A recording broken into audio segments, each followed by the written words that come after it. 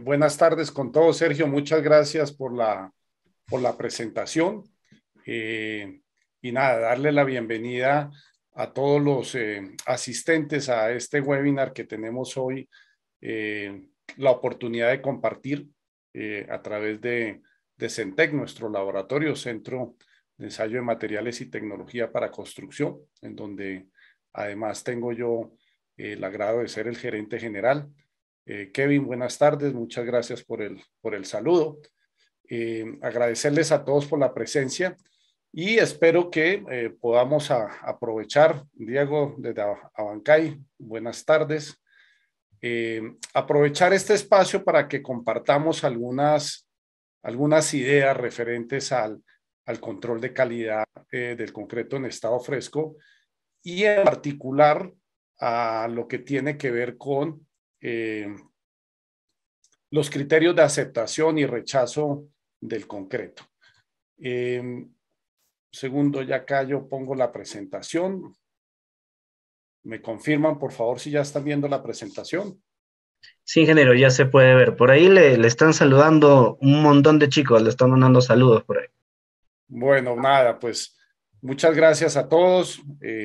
Bienvenidos de nuevo.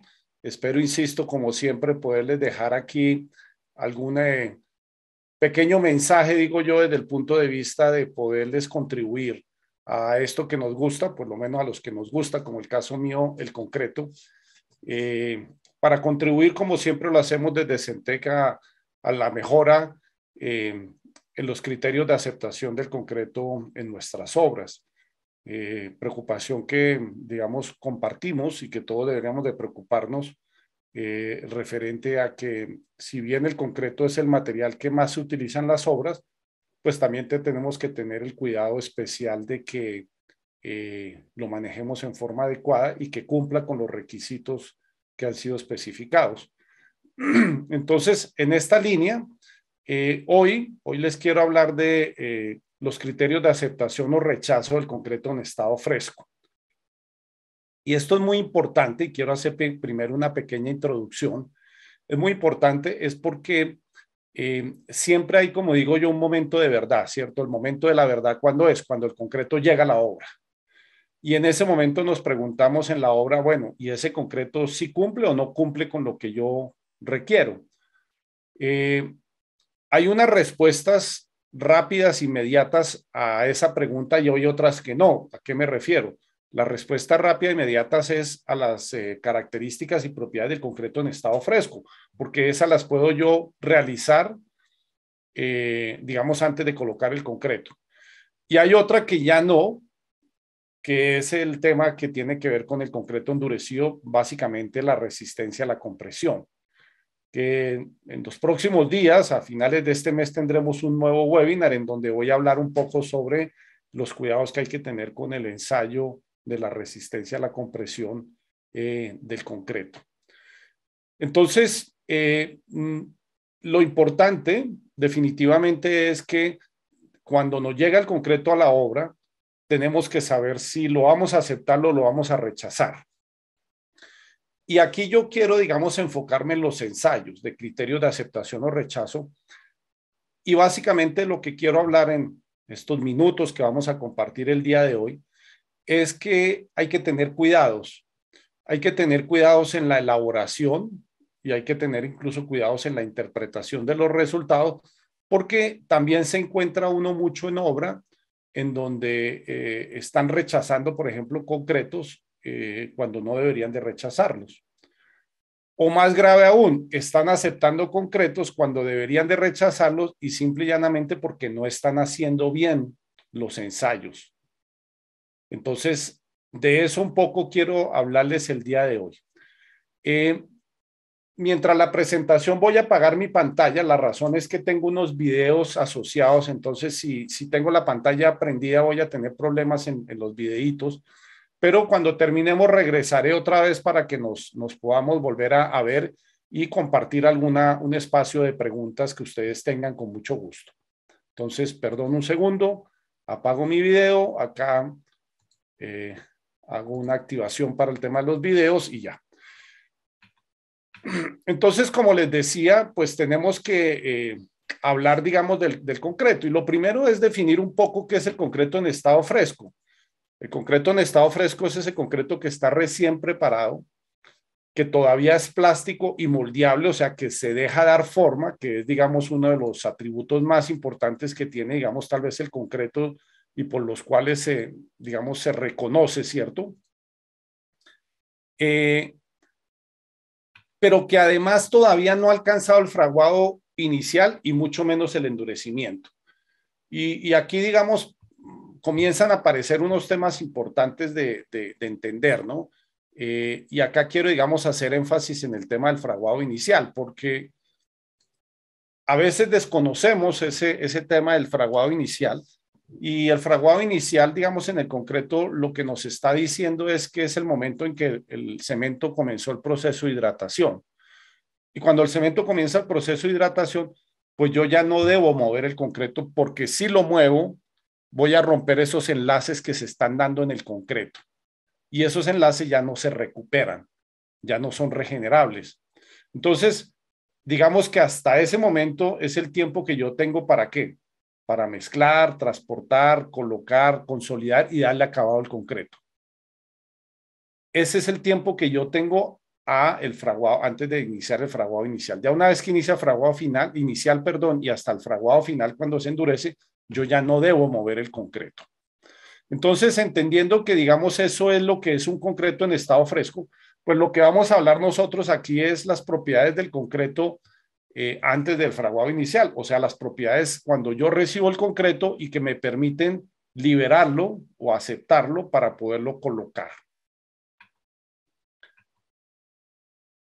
Entonces, acá hay una serie, digamos, de ensayos que quiero, digamos, que revisemos el día de hoy. Nombro el tema del muestreo, no voy a profundizar, lo vimos en el webinar anterior, ¿cierto? Que hablamos de la importancia de cómo se debe elaborar el muestreo.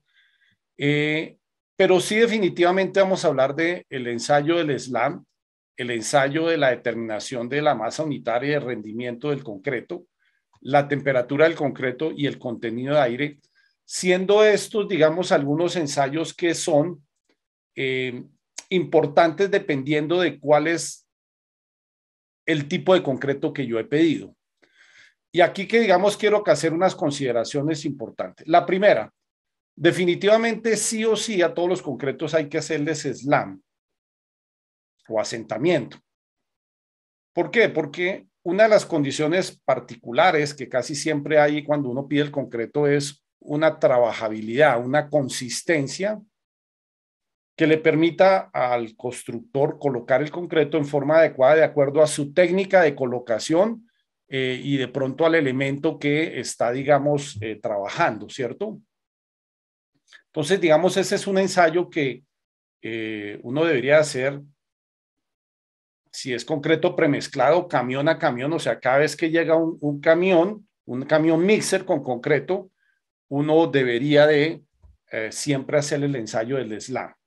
Y esa es una primera reflexión que dejo porque no en todas las obras se hace eso, no en todos los proyectos el área, digamos, encargada de calidad de la obra hace el ensayo del SLAM y debería de ser porque ese es el primer criterio de aceptación o rechazo. Luego está el rendimiento o la masa unitaria, que yo también recomiendo que lo hagan camión a camión, porque luego vamos a ver que ese ensayo, que es un ensayo bastante sencillo, no es un ensayo muy complejo, le permite a uno, por ejemplo, controlar el volumen y saber de alguna manera si es que va a tener o no, o está teniendo problemas con el volumen que le están entregando. Entonces, en vez de yo esperar a acumular 8, 9 viajes y al noveno viaje que estoy, no sé, colocando una losa de concreto, darme cuenta que me faltó producto, pues es mejor que en el primer viaje yo de una vez detecte eso y avise que está llegando el producto, no está llegando en forma completa y entonces seguramente se tomarán las precauciones para que en adelante no suceda eso y no tener al final un problema. Entonces es algo que, digamos, ayuda a anticipar los problemas con un ensayo que, como vamos a ver, es muy, muy sencillo. Lo otro es la temperatura del concreto. Bueno, la temperatura del concreto, digamos que ya no es algo que es obligatorio para todos los viajes de concreto. Va a depender un poco de las condiciones medioambientales y el tipo de concreto o estructura que yo esté colocando. Porque, digamos, si estoy en climas extremos, en climas muy, muy fríos o en climas muy, muy cálidos, es posible que yo tenga que controlar la temperatura del concreto. De por sí las normas dicen que el concreto pues se debe colocar en temperaturas estén entre 10 y 32 grados centígrados, porque por debajo de esa temperatura hay interrupciones en los procesos de hidratación del cemento porque el agua tiende a congelarse y por encima hay unos problemas de aceleramiento, pérdida de agua e incluso interrupción de algunos procesos de hidratación en el cemento que hacen que luego se generen problemas en las resistencias y en la durabilidad del concreto. Entonces, cuando yo estoy en temperatura extrema, pues definitivamente voy a tener que controlar la temperatura del concreto. O lo otro, y o diría yo, porque puede ser las dos cosas, cuando el elemento requiere control de temperatura. Y básicamente eso corresponde a lo que tiene que ver con la parte de cambios volumétricos en concretos masivos, en donde por razones del calor de hidratación del cemento yo tengo que controlar que la temperatura del concreto no esté muy alta en el momento de colocarlo. Entonces, des en cuenta que sí, en algunos proyectos o en algunas condiciones, la temperatura puede ser un criterio de aceptación o rechazo. Y el último ensayo que quiero que hablemos hoy es el del contenido de aire, que también puede ser un criterio de aceptación o rechazo en la medida en que yo pueda determinar, sobre todo en el aire intencionalmente incorporado, la cantidad de aire que he especificado adicional, que usualmente se hace por un tema normalmente de durabilidad. A veces se incorpora más aire para disminuir la velocidad de penetración de gases o líquidos. A veces se incorpora aire, o es muy usual que se incorpore aire en sitios en donde tenga problemas de hielo deshielo para evitar, digamos, ese problema de durabilidad. Entonces se vuelve un tema importante como criterio de aceptación medir el contenido de aire. ¿Por qué? Porque supongamos que yo pido un concreto que tenga un contenido de aire del 6% por una razón de durabilidad. ¿Qué pasa si me llega con el 8%? Alguien diría, no, pues buenísimo porque tengo más aire, entonces mejoro la durabilidad. Sí, no, porque ojo con lo que está aquí, y es que a mayor contenido de aire, menor resistencia. Entonces ese porcentaje de aire adicional puede ser que sí me mejore la durabilidad más de lo que yo esperaba, pero puede ser que vaya en contra de la resistencia del concreto. Entonces sería mejor no fuera mayor. Y lo otro es si es menor, en vez de 6 me llega de 4. Entonces alguien diría, no, pues buenísimo porque tengo más resistencia.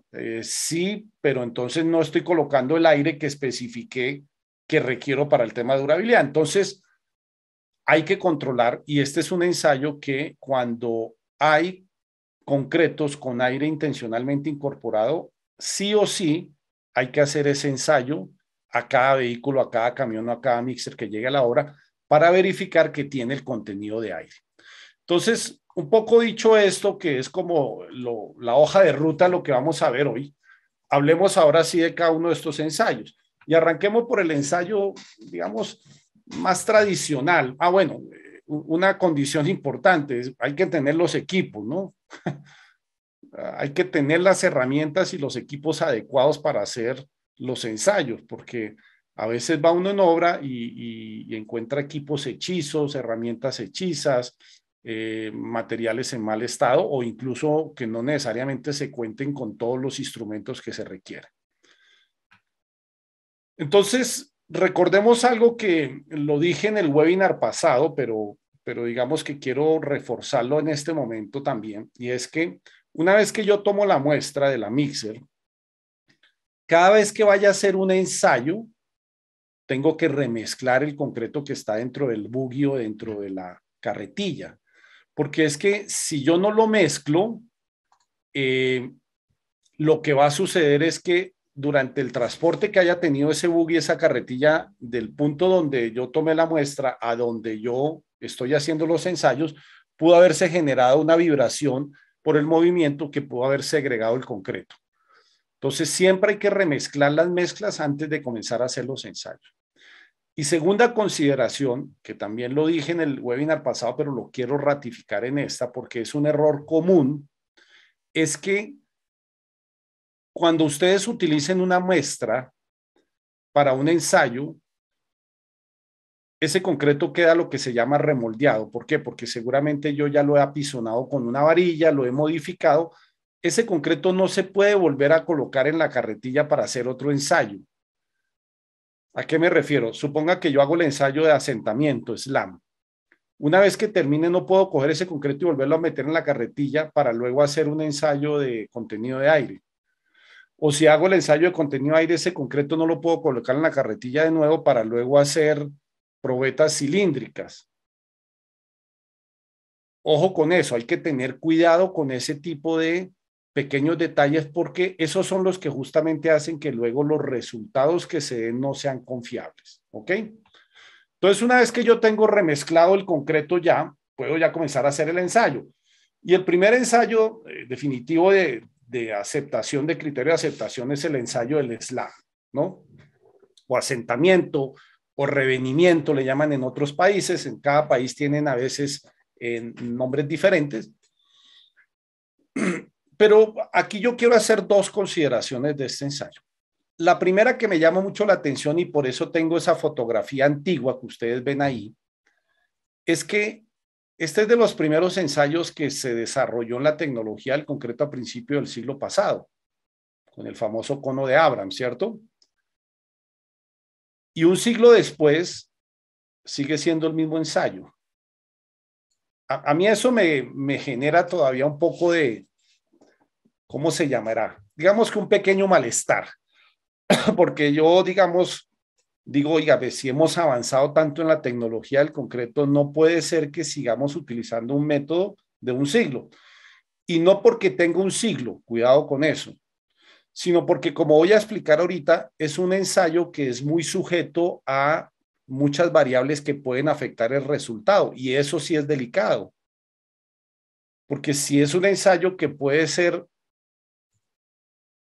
afectado en su resultado o incluso manipulado para obtener un resultado, pues es un tema delicado, no debería de pasar, ¿cierto? Entonces, en este ensayo, pues, ¿qué es lo que se trabaja? Tenemos el famoso cono de Abrams, que es un tronco cónico, ¿cierto? De 30 centímetros de altura, con una base de 20 centímetros de diámetro y una parte superior de 10 centímetros, que se llena, y ojo con esto, se llena en 3 capas, y mire lo que dice aquí, y quiero resaltarlo, lo voy a resaltar, 3 capas de igual volumen. Y ahorita les voy a mostrar, porque incluso hasta en las gráficas que se publican, yo traigo una colación, está mal, inducen al error en la gráfica. Que además se debe compactar cada capa con una varilla de 16 milímetros o 5/8 de pulgada, 60 centímetros de longitud, varilla lisa con punta redondeada. Y que después de que se termina el ensayo, se levanta el cono, se asienta el concreto y se mide cuánto es lo que se ha asentado, y eso es lo que conocemos como el ensayo de asentamiento. Entonces, miremos un poquito más en detalle, ¿cierto? Aquí vemos el ensayo, y aquí entonces quiero hacer la claridad de lo que está diciendo ahorita. Aquí dice 3 capas, entonces ustedes ven aquí una capa, ven otra capa y ven una tercera capa.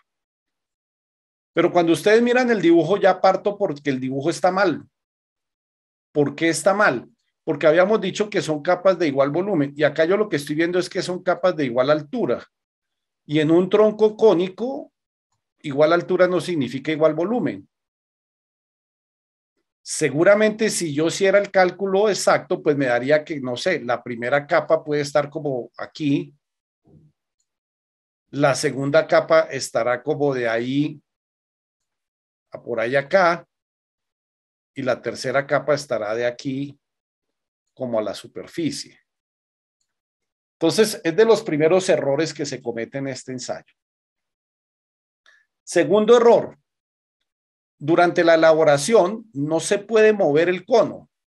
Y aquí yo les hago una recomendación y por eso traigo ahí la foto de nuestro técnico de laboratorio de Rodney, en donde, digamos, él está haciendo una práctica adecuada. ¿Por qué una práctica adecuada? Primero, porque tengan la carretilla cerca, que le permita con el cucharón fácilmente colocar el concreto, porque es que si la tiene lejos, entonces, ¿qué es lo que va a pasar? Si la tiene lejos, él va a tener que moverse.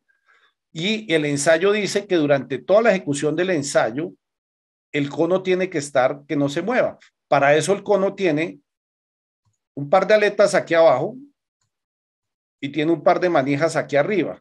De manera de que o siempre están dos pies abajo o como mínimo un pie y una mano en diagonal, evitando que el cono durante la elaboración del cono no se vaya a mover.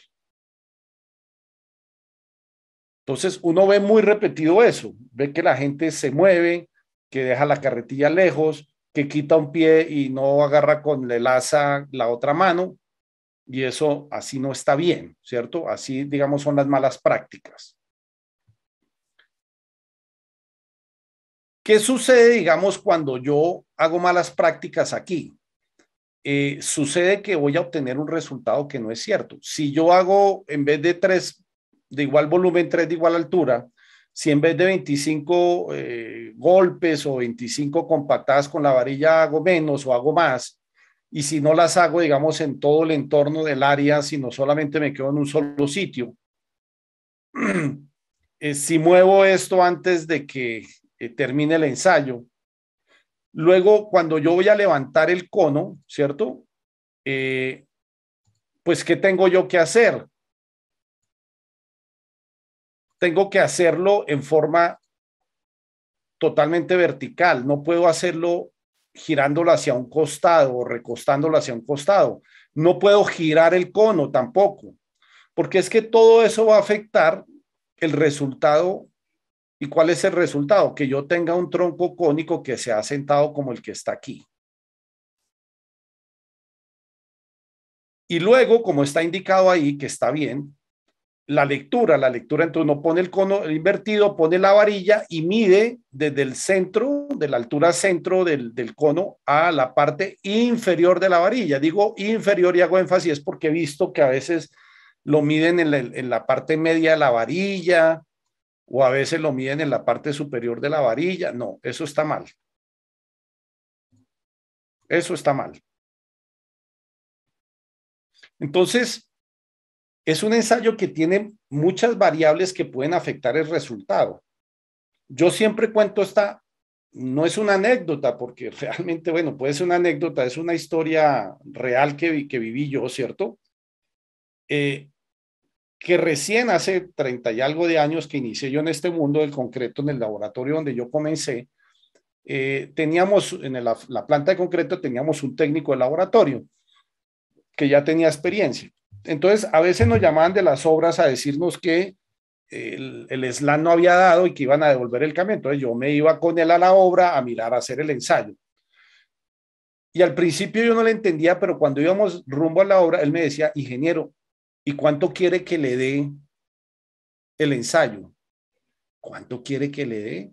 No, pues el concreto, no sé, de 4 pulgadas, pues lo que dé. No, no, yo hago que dé 4.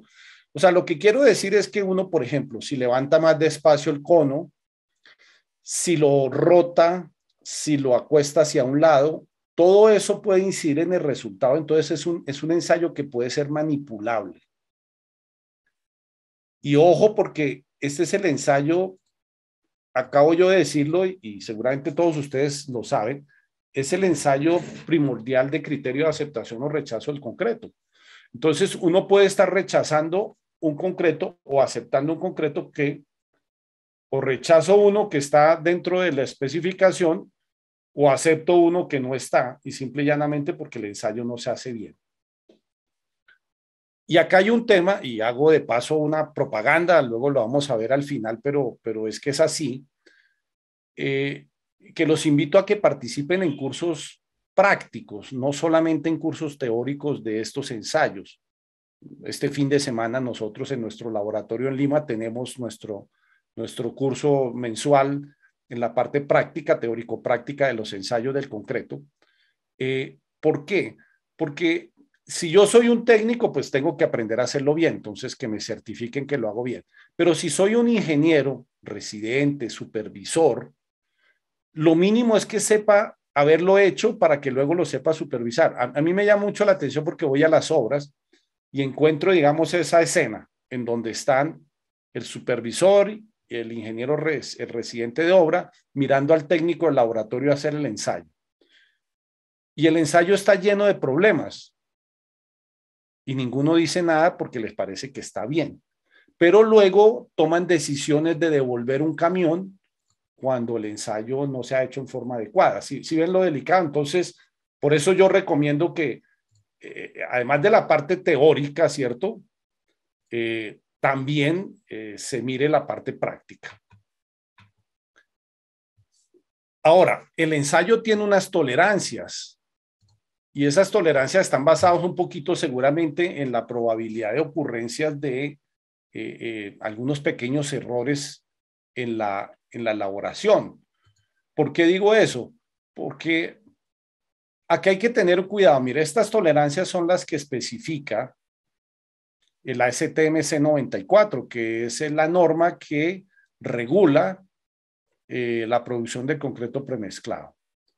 Entonces dice que cuando yo no especifico un valor máximo de SLAM, sino pido un SLAM, hay unas tolerancias. Y las tolerancias es, si yo pido un SLAM entre 0 y 2 pulgadas, la tolerancia es media pulgada. Si lo pido entre 2 y 4 es 1 pulgada y si lo pido mayor a 4 es pulgada y media.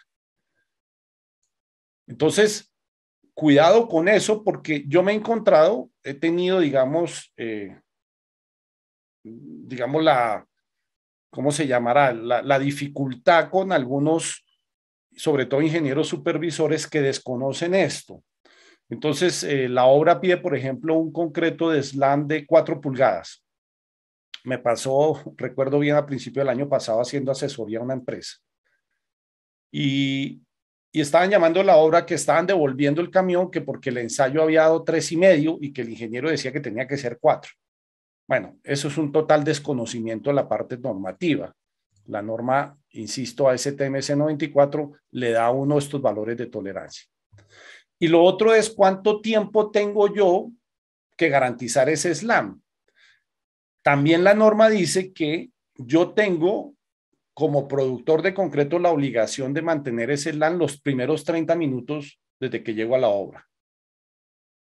Que eso también es un problema normal. O sea, a veces el camión, el mixer llega a la obra y a la hora y media no lo han comenzado a descargar por las razones que sea. La obra tiene problemas, tiene demoras, lo que sea, pero luego van a querer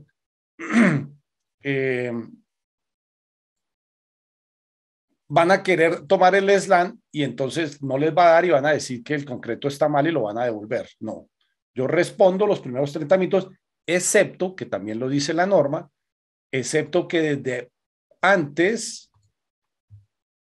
nos hayamos puesto de acuerdo.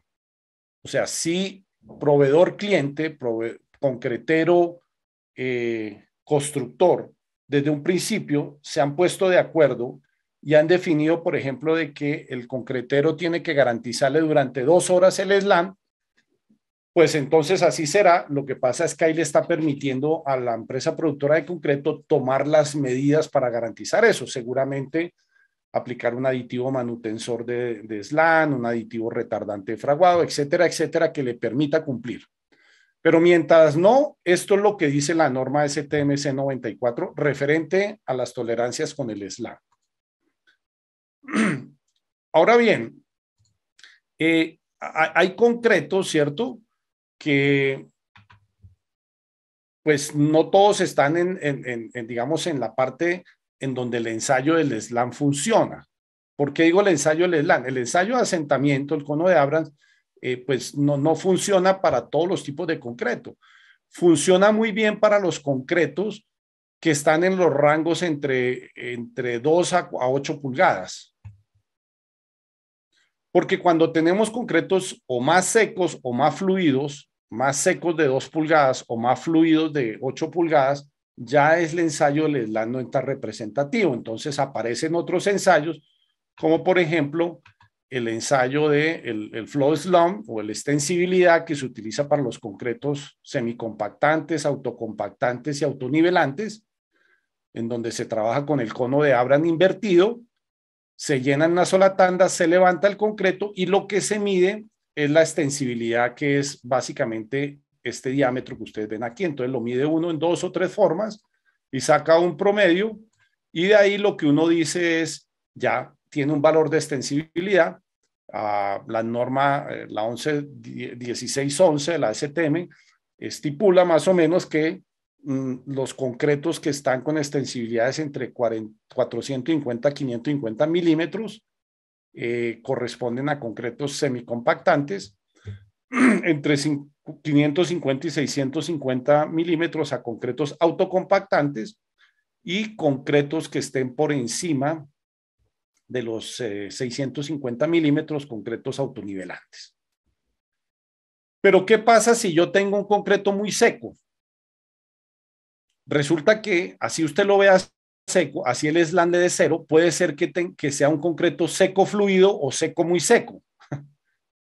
Entonces ahí aparece, por ejemplo, el ensayo, la STM 1170, el consistómetro BEBE, que es este aparato que ustedes están viendo aquí, que lo que uno hace es que uno llena este cono, levanta el cono, luego esta varillita que ustedes ven aquí, que tiene como una pesa, la que estoy indicando aquí, la coloca encima, suelta ese peso, y aquí abajo ustedes lo que ven es que hay una mesa vibratoria y uno la pone a vibrar.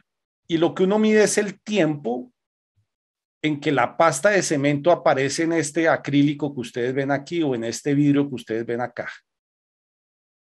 Entonces, ¿qué pasa?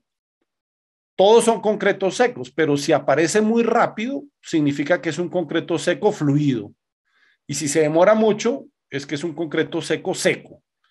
¿Para qué le sirve a uno eso? Pues esos concretos secos, como es el concreto compactado con rodillo que se utiliza para pavimentos y para presas, como la foto que ustedes ven ahí, pues es un concreto que se coloca en forma similar a un suelo cemento o a un pavimento. Se compacta con grandes energías de compactación como un vibrocompactador. Entonces, este aparatico, dependiendo de la mezcla, le ayuda a determinar, por ejemplo, el contenido de humedad óptimo para lograr la mayor compacidad posible. Entonces, son ensayos diferentes a los tradicionales cuando los concretos no están dentro de los rangos del ensayo de asentamiento normal, ¿cierto? Muy bien, hablemos de otro ensayo que es la masa unitaria de rendimiento. Es un ensayo muy sencillo porque lo que yo tengo es un recipiente que conozco el volumen y el peso, y ese recipiente lo lleno de concreto como si fuera una probeta cilíndrica, o sea, en 3 capas y con 25 golpes. Ustedes ven ahí que este recipiente, que es el del laboratorio de nosotros, tiene el peso y el volumen. Y entonces cuando está lleno yo obtengo el peso total, resto el peso que ya tengo del recipiente, me da el peso del concreto, tengo el volumen y puedo hallar el peso, la masa unitaria, ¿cierto? La relación entre peso contra volumen. ¿Para qué me sirve eso? Para verificar si lo que me está llegando corresponde al diseño. Porque si yo tengo un diseño teórico que me dice, por ejemplo, que ese concreto debe pesar 2.330 kilogramos por metro cúbico, pues yo debo de estar que lo real también me dé 2.330. Claro, eso tiene una tolerancia que es lo que se llama el rendimiento, que la tolerancia está en más o menos un 2%. O sea, si la relación entre el peso unitario teórico contra el peso unitario real debería dar 1, pero puede estar entre 0.98 y 1.02. ¿Para qué? Para garantizar el volumen, porque si yo tengo menos o tengo más, me significa o que me está llegando menos volumen o que me está llegando más volumen.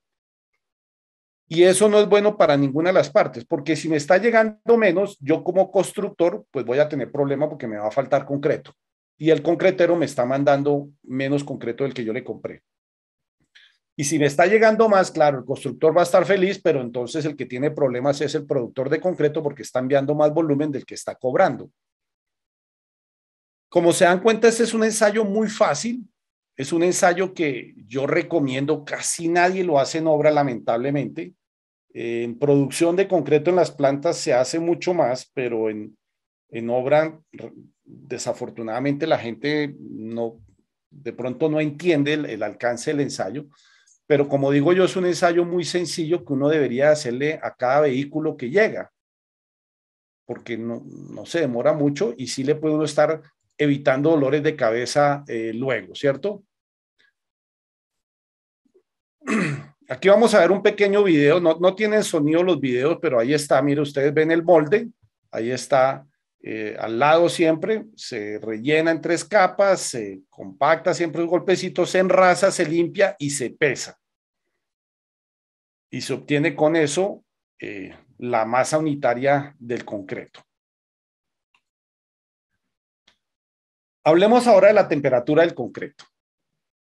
Este es un ensayo muy sencillo, pero que tiene algunas cosas que yo recomiendo cuidado.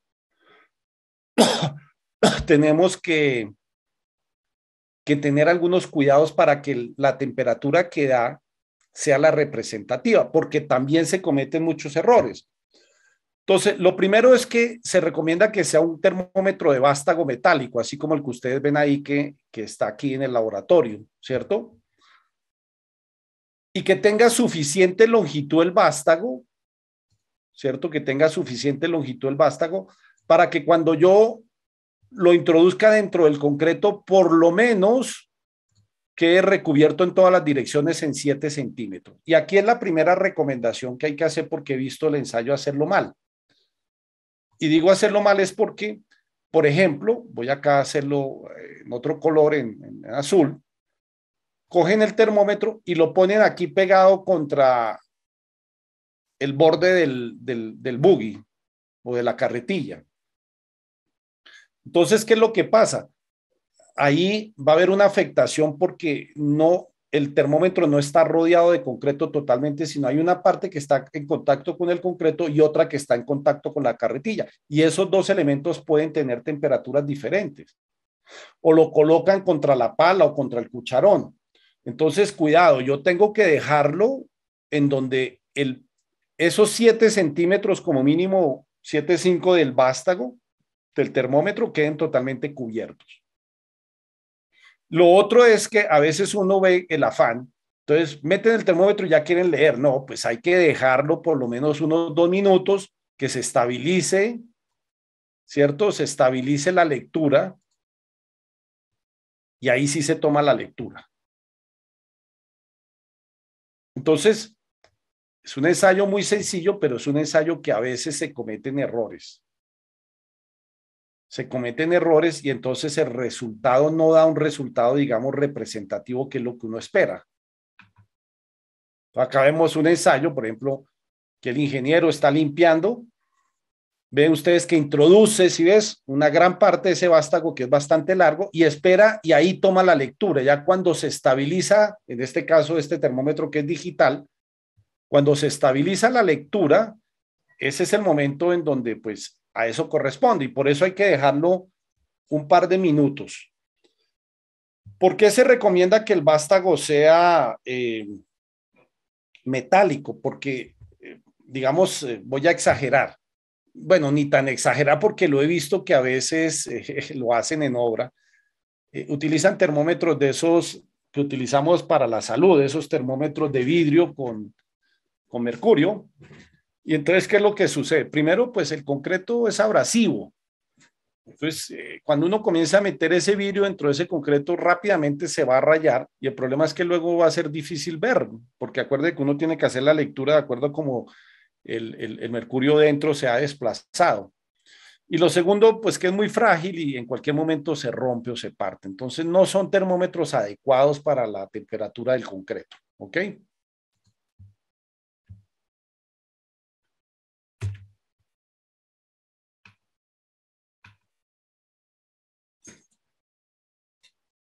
Y por último hablemos, ya para no aburrirlos más y de pronto abrir un espacio para conversar algunas preguntas que tengan del ensayo del contenido de aire. Hay dos ensayos realmente, hay dos normas. Hay la norma del contenido de aire por el método de volumen y por el método de presión. En general en nuestros países de América Latina, digamos el ensayo que se ha estandarizado es el de la STMC 231, que es el del método de presión, que es el equipo que ustedes ven ahí, la famosa olla de Washington, ¿cierto? Que es el equipo con el cual uno, digamos, calcula el contenido de aire. Entonces, recordemos que yo utilizo esto cuando necesito verificar, ¿cierto? Necesito verificar el aire intencionalmente incorporado que he hecho en el concreto, ya sea por una razón de durabilidad o por una razón de permeabilidad, por ejemplo, ¿cierto? Entonces, ahí hay que tener unos cuidados. La probeta, digamos, el molde se llena como fuera una probeta cilíndrica en tres capas, con 25 golpes de la varilla compactadora, entre capa y capa con unos golpes con la martillo de caucho. Al final se enrasa, pero lo que quiero acá acotar más importante que ven ustedes en la fotografía es que una vez que termino yo tengo que enrasar bien y limpiar muy bien los bordes, porque esto funciona, llamémoslo así, como si fuera una olla express. Entonces, si esto llega a quedar con alguna posibilidad de succión de aire, va a afectar el resultado. Entonces, yo tengo que limpiar muy bien y obviamente que la olla esté en buen estado, que no haya, digamos, ningún tipo de filtración de aire en la olla, ¿ok?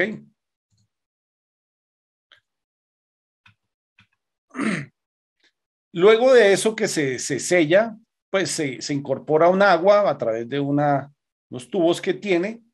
Y una vez que uno llena de agua este recipiente que ustedes ven acá, con esta valvulita, pues uno aplica presión, cierra unas válvulas y aplica presión. ¿Cuál es el fenómeno que se da dentro del aparato?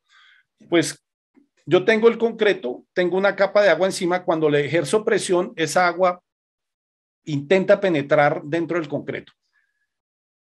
Lo que va a ser capaz de desplazar el agua con presión va a ser lo que es más liviano que el agua. Y lo único que hay dentro del concreto que es más liviano que el agua es el aire. Porque los demás materiales, agregados, cemento, tienen mayor densidad que el agua. Entonces, lo que hace es desplazar, y una vez que uno coloca la presión que dice la norma, libera una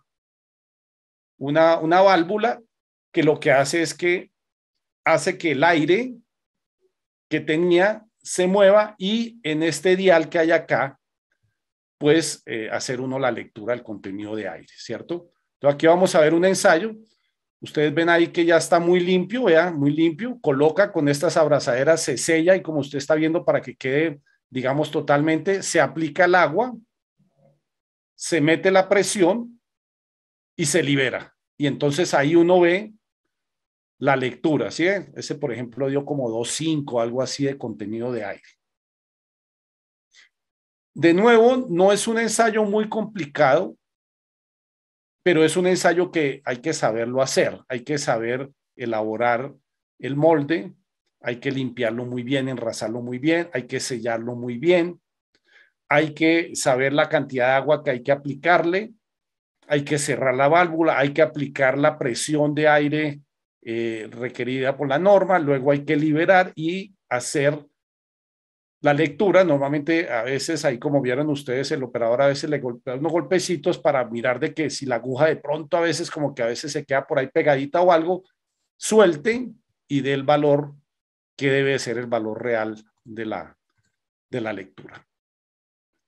Entonces, con esto quería traerles a ustedes unas recomendaciones de estos ensayos que son del concreto en estado fresco, que tenemos que tener, digamos, mucho cuidado porque son ensayos que, como dije yo, y era el título, digamos, que vimos de la presentación, son los criterios de aceptación o rechazo.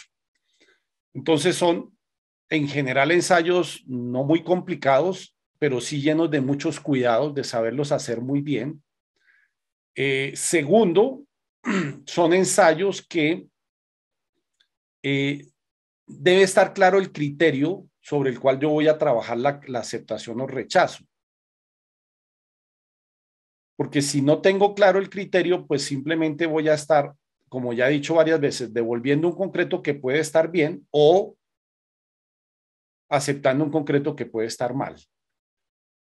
Y aquí de nuevo, y perdón la propaganda, ahorita seguramente van a hablar del curso que tenemos este fin de semana. Yo les recomiendo siempre, mire, el concreto, y no estoy hablando solo de los ensayos, todo lo que es la tecnología del concreto solo se aprende, como digo yo, untándose. Cuando usted ha hecho probetas, cuando usted ha fallado probetas, cuando usted ha hecho ensayos de asentamiento, de contenido de aire, cuando usted ha hecho todos los ensayos, ha entendido, ha mirado cuáles son las cosas, las precauciones que tener, pues en ese momento, así usted no los vuelva a hacer, digamos, como digo yo, puede tener, ¿qué se llamará eso? La autoridad moral, ¿cierto? La autoridad moral de poder exigir de que un ensayo no se está haciendo en forma adecuada y que de pronto hay que repetirlo o hay que verificar el resultado que se está dando. Entonces, nada, pues agradecerles, invitarlos a que nos sigan. Ahí están nuestras redes sociales, nuestra página web. Nosotros en CENTE pues estamos siempre dispuestos a poder apoyarlos en sus proyectos. Y sobre todo, estos eventos que permanentemente siempre tenemos. Normalmente tenemos mínimo 2 eventos de tipo webinar gratuito al mes y tenemos nuestro curso práctico mensual también al cual invitamos. Bueno, pues con eso, digamos, termino. No sé, Sergio, acá quedo ya en manos de los asistentes por si tienen inquietudes, preguntas. También sería bueno que en algún momento, cuando lo consideren, nos tomemos una fotografía grupal con los que quieran participar para que podamos tener, digamos, un recuerdo en las redes de la participación en este webinar. Entonces, a todos los asistentes agradecerles y esperarles que les haya podido contribuir con un mensaje referente al control de calidad del concreto en estado fresco. Muchas gracias. Ya, ingeniero. Por aquí Miguel Johnson nos había preguntado, ¿cuánto es el tiempo máximo de traslado del concreto desde la planta concretera a la obra? No hay un tiempo máximo estipulado.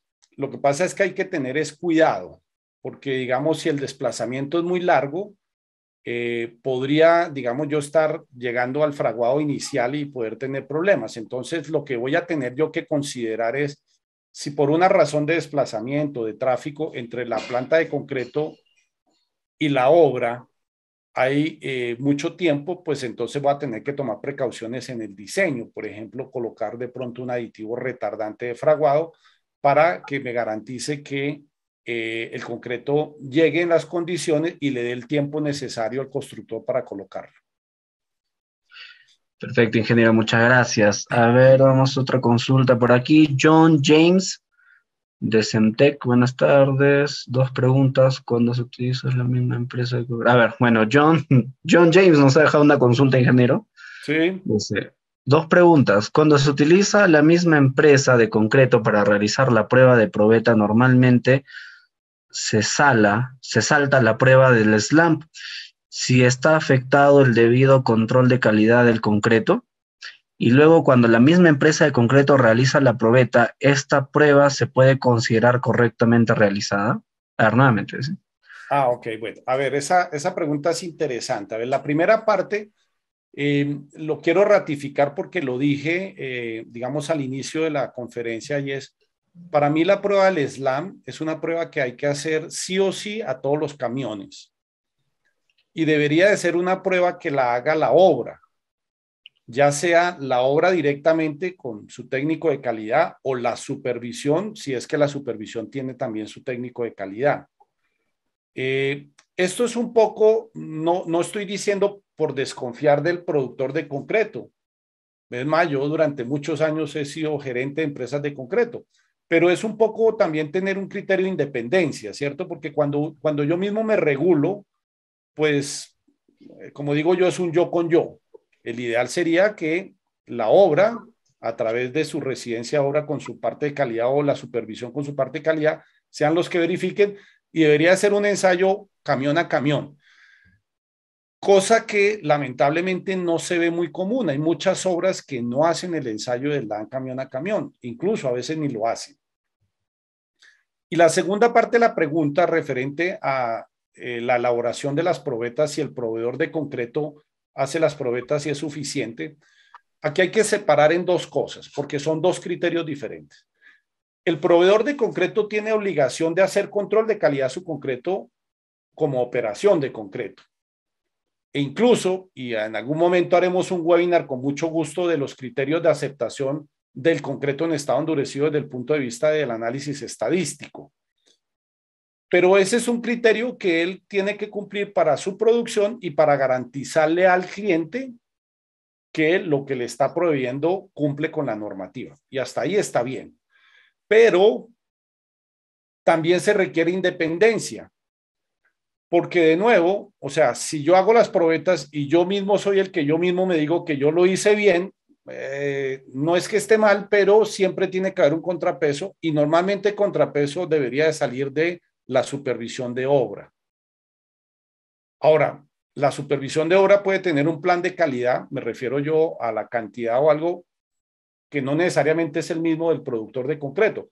Porque el productor de concreto, por condiciones de volúmenes de producción y de tipos de concreto, puede tener internamente un plan de calidad, pero la supervisión o la residencia en obra tiene que cumplir con lo que dice el capítulo 5 de la ACI 318 o nuestra norma Reglamento Nacional de Edificación en el Perú, en el E060 de concreto, en donde habla de la frecuencia con la cual se debe muestrear el concreto.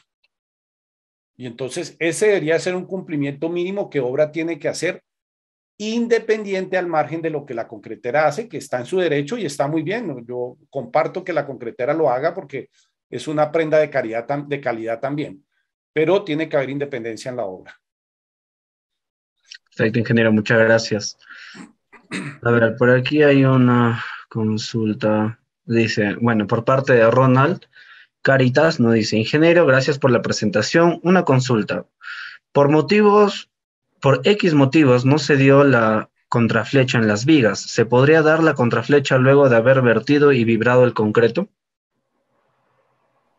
A ver, me parece que es una pregunta más constructiva, que si no se dio la contraflecha en las vigas y se dio, ¿me vuelves a repetir la última parte?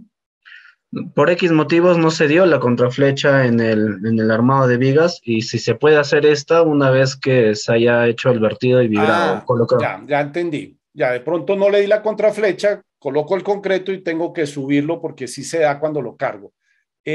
La norma y la supervisión lo que dice es que uno podría hacer eso mientras el concreto no haya alcanzado el fraguado inicial, de nuevo, porque es como si estuviera en estado fresco, o sea, yo todavía lo puedo deformar, llamémoslo así, y no afecto nada porque está todavía en el estado plástico que se deja, digamos, moldear y formar. Pero si ya alcancé el fraguado inicial, ya no puedo hacer esa actividad porque al moverlo voy a romper enlaces y voy a afectar resistencia y si ya está en el lado endurecido, si está llegando al fraguado final, seguramente le voy a inducir esfuerzos que me van a generar fisuras viento. Entonces, sí se puede hacer esa actividad mientras yo garantice que no ha alcanzado el fraguado inicial.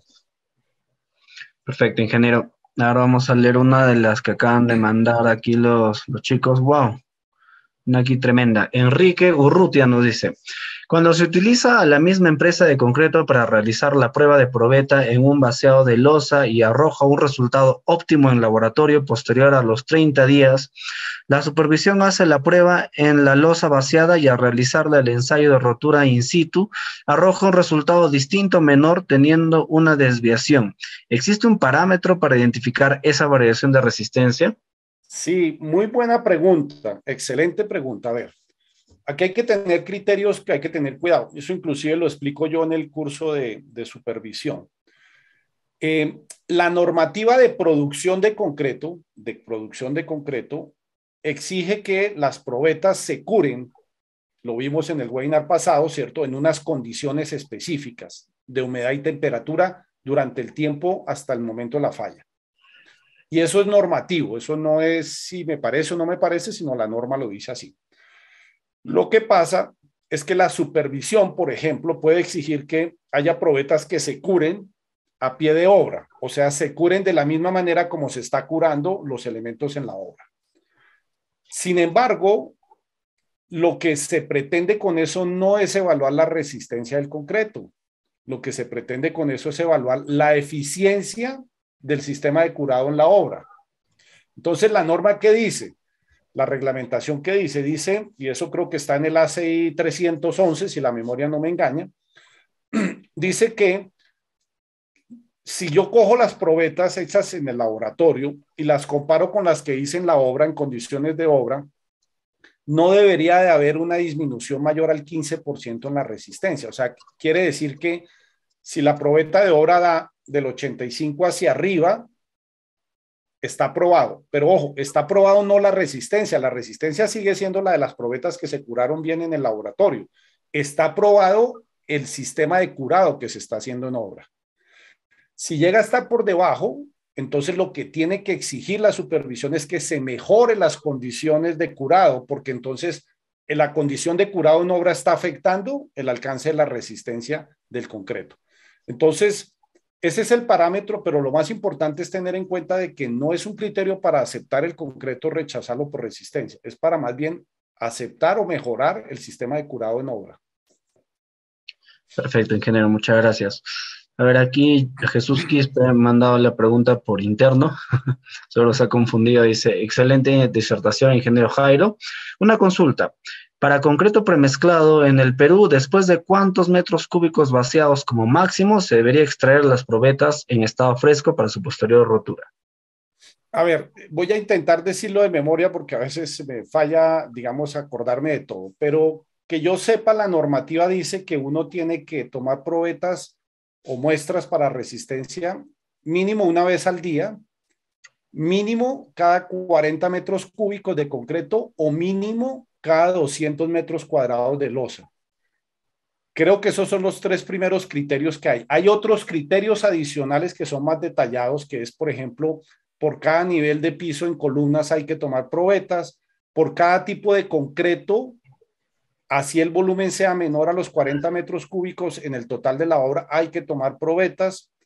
Por cada tipo de concreto que esté por debajo de 10 metros cúbicos en el total de la obra, hay posibilidades de que la supervisión por experiencia no pida, pero si no hay que tomar también probetas.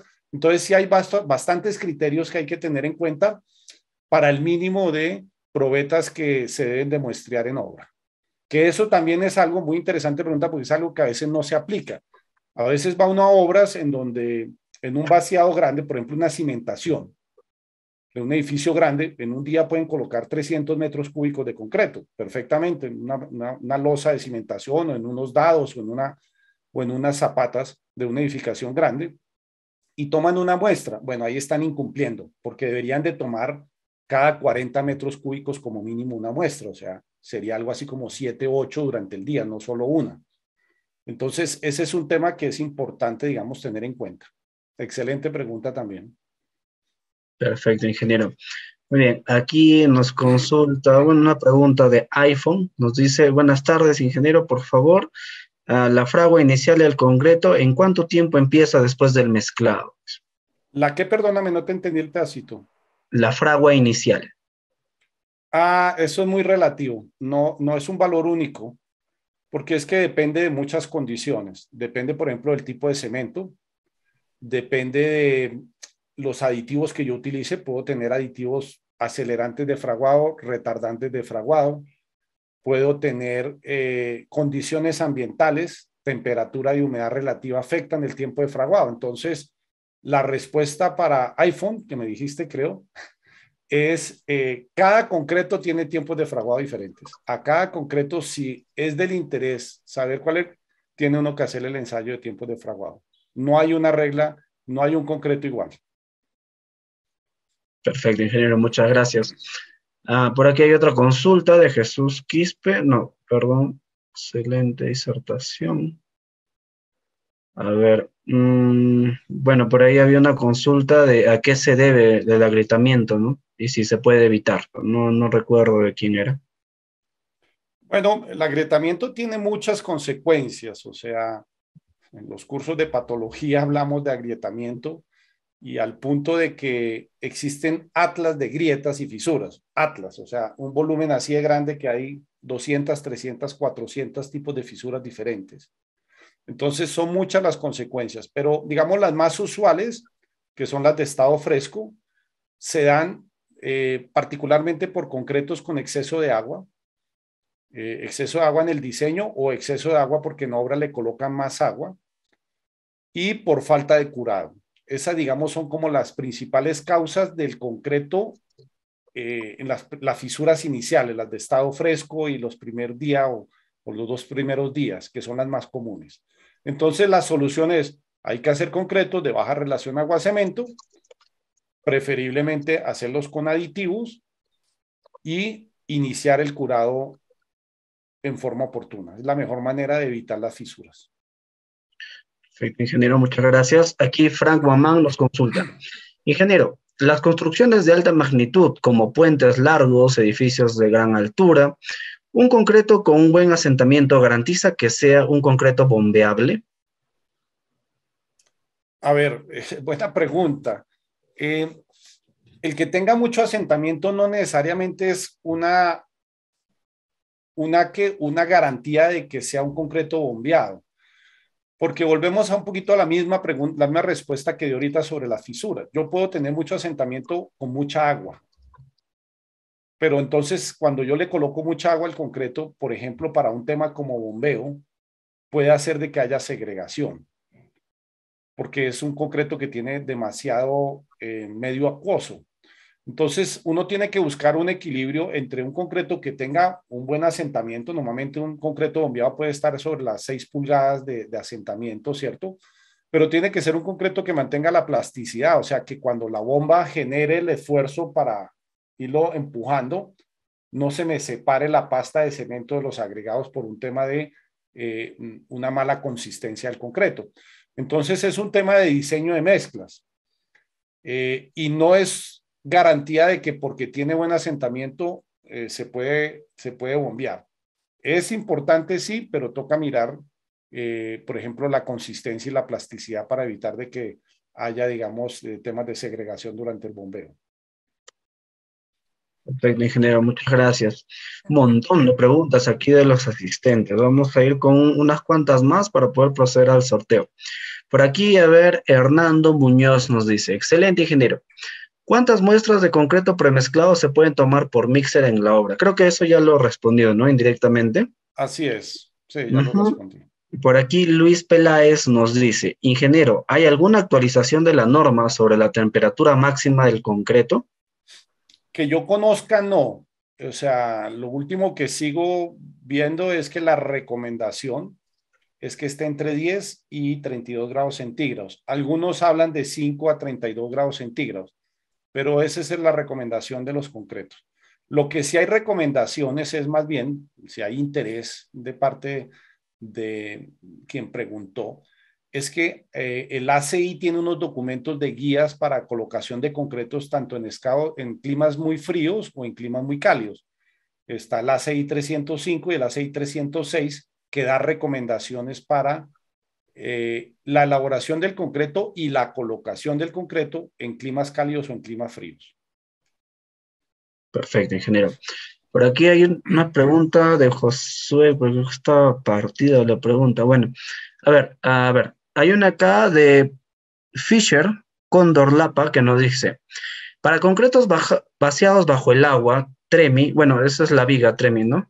El ducto TREMI. Entonces, concretos vaciados bajo el agua, ¿cuánto slab o fluidez debe mantenerse, ¿no? ¿Y cuál es el proceso? Normalmente esos concretos son muy fluidos, tienden a ser casi que concretos autocompactantes, sino que tienen además, digamos, autocompactantes es que normalmente se colocan entre 6 y 8 pulgadas de asentamiento. No llegan a ser autocompactantes, pero se comportan es desde el punto de vista de que mantienen sus propiedades aún estando colocándolo en un medio acuoso, como sucede en el sistema TREMI, que normalmente cuando se hace la excavación para mantener las paredes y que no se derrumbe, se aplica agua con ventanita o agua con algún tipo de polímero, y el concreto hay que colocarlo allá abajo dentro de ese medio acuoso y lo tiene que desplazar sin que se cambien las propiedades del concreto. Entonces, ahí hay que hacer un doble trabajo, ¿no? Una trabajabilidad adecuada, que lo que digo, normalmente para TREMI puede ser 6, máximo 8 pulgadas, pero además de eso, una consistencia adecuada para que dentro del agua no se segregue o se pierda pasta de cemento. Excelente, ingeniero. Por aquí, Anderson Palacios nos viene preguntando, mil disculpas, Anderson, he visto que ha estado publicando la misma consulta. Él está interesado por cuál es el procedimiento por el cual pueden identificar ya en obra si el concreto ha iniciado la etapa de fragua, bueno, está en la etapa de fragua inicial. En obra existen unos penetrómetros manuales, se utilizan mucho, por ejemplo, en el sistema del choque, del concreto lanzado, en donde uno tiene que verificar de inmediato que el concreto haya endurecido. Entonces son como una especie de lapicero, llamémoslo así, como decir un esclerómetro, pero pequeñito, que uno hace una presión y le marca a uno, digamos, el esfuerzo que está, digamos, ejerciendo a no ser penetrado el concreto.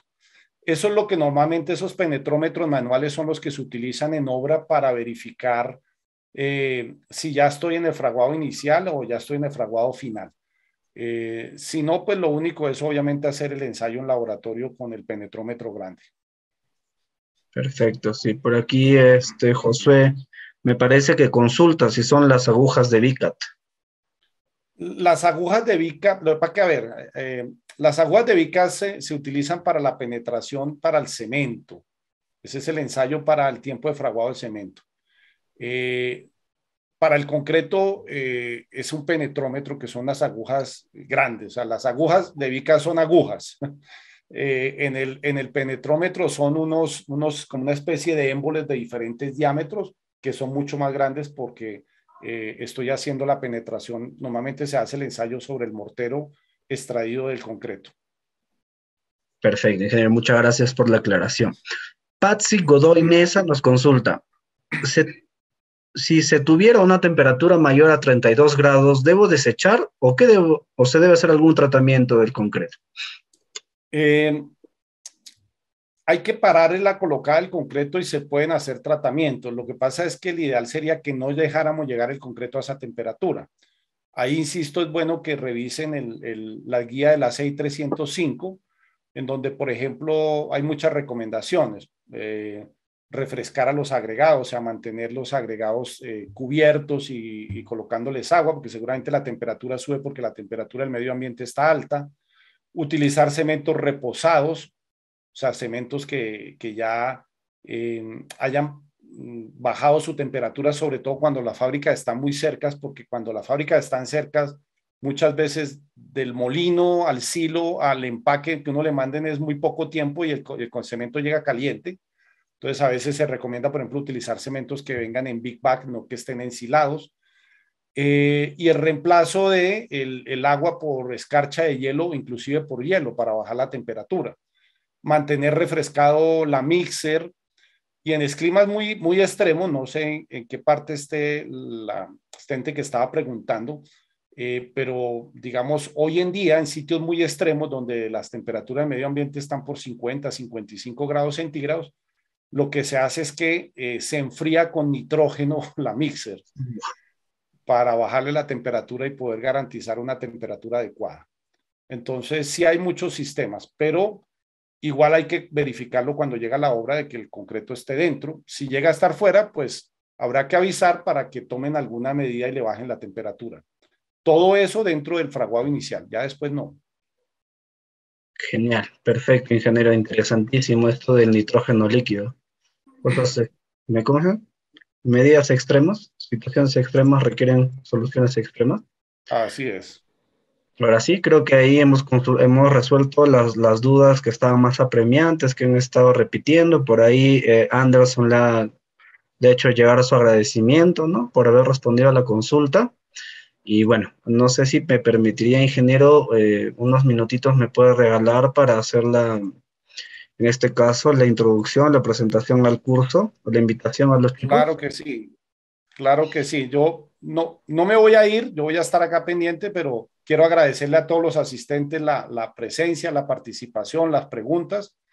Y nada, esperarlos en futuros eventos, ya sea en la parte de webinar, en nuestros cursos presenciales o obviamente en los servicios que prestamos en el laboratorio para poder atender las necesidades de sus proyectos. Muchas gracias y aquí estaré pendiente en todo caso. Ingeniero, no quisiera dejarlo aquí con la duda a Jonathan, que ha escrito de último minuto. ¿Sí? Dice, ingeniero, buenas noches. El clima varía mucho en la temperatura al momento de preparar la mezcla de concreto. Ahora bien, ¿qué hacer si la obra está en cambios de temporada? ¿Necesitaría un nuevo diseño de mezclas teniendo en cuenta que la resistencia debe ser la misma? Gracias.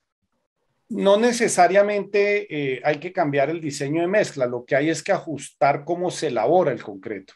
Lo que yo decía, por ejemplo, si está muy caliente, entonces refresco los agregados, utilizo hielo, utilizo cemento que esté más reposado.